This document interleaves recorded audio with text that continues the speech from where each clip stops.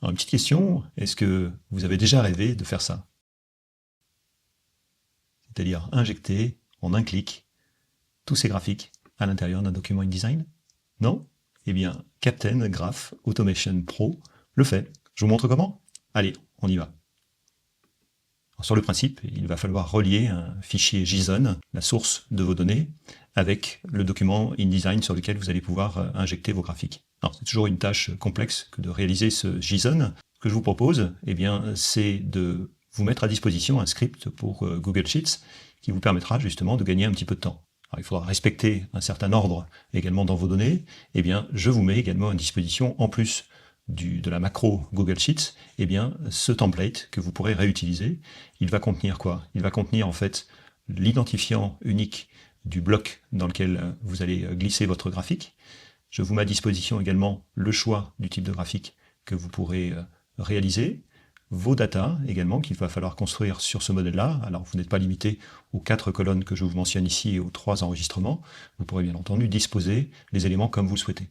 La dernière colonne, c'est le nom du dossier où vont venir se glisser les feuilles de style d'objet et de paragraphe. Cette partie-là est optionnelle, mais vous avez tout intérêt, bien entendu, à personnaliser au maximum cette interface. Ensuite, une fois que vos données sont saisies, eh bien, vous lancez tout simplement le script qui va vous permettre de convertir ce document en JSON.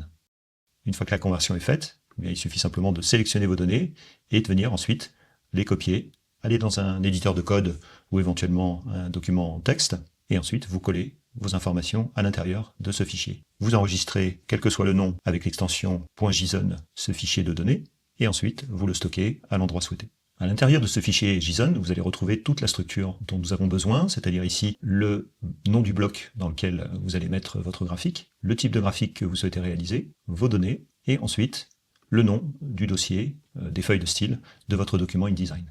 Alors, comment est-ce que vous allez faire comprendre justement à InDesign qu'il doit aller chercher telle information dans le fichier JSON et le placer précisément dans ce document? Eh bien, c'est tout simple. Dans le menu Fenêtre, Utilitaire, vous allez avoir besoin du panneau qui s'appelle Intitulé de script. Dans ce panneau, eh bien, il faudra, bloc par bloc, tout simplement spécifier le nom que vous avez mentionné à l'intérieur de votre base de données, c'est-à-dire ce qui est identifié comme l'ID InDesign. Vous voyez qu'ici, tous les blocs sont identifiés justement de la sorte.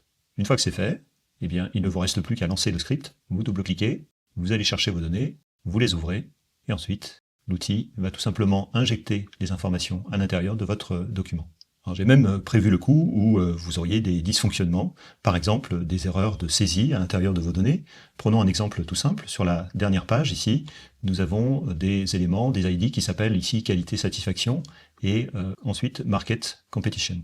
Eh bien, si je rajoute accidentellement un S à chacun de ces identifiants, eh bien forcément, ça ne va plus correspondre aux données qui sont à l'intérieur de votre fichier JSON. Si vous lancez maintenant l'importation, eh bien, le script va identifier automatiquement les éléments justement qui sont en cause. Si jamais vous voulez le faire relire à quelqu'un d'autre, eh bien, vous pouvez tout simplement le copier et le transmettre ensuite sous forme de fichier texte par exemple à une personne qui va relire ou modifier les données. Et ensuite, si ces modifications sont faites, donc par exemple ici, nous allons supprimer le S à chacun de ces blocs, eh bien, vous relancez tout bonnement le script.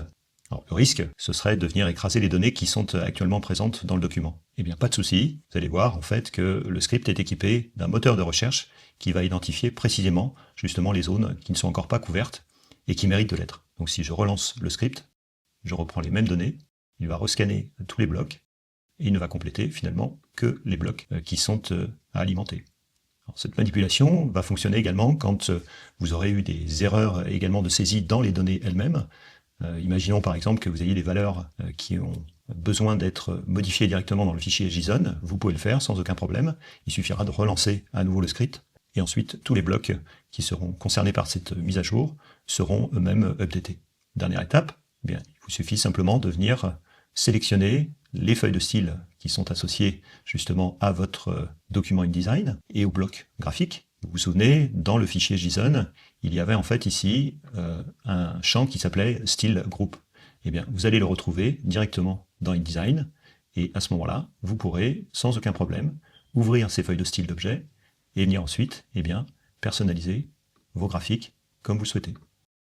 À vous de jouer!